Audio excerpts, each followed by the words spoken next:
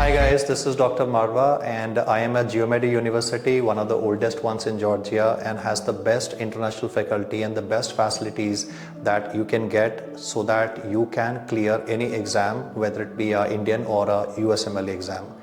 The academics here are really very good, and most importantly the management is very student friendly. I have had a personal discussion with the rector and I found her to be an amazing academician, amazing educator who would help you not only with the academics but would also help you sail through the system very well, so that ultimately, after all, once you get back home and you are going to practice as a doctor back home in India, then this university has everything that would be required.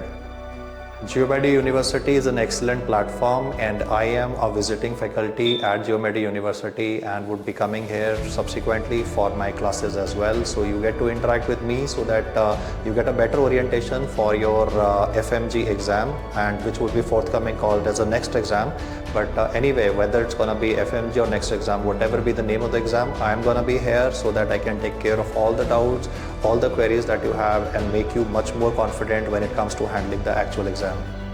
Being in Georgia has been an amazing experience. The hospitality has been great. The university has taken very good care of me, and I would strongly recommend you to join Geomedi University so as to enhance your medical career. God bless you.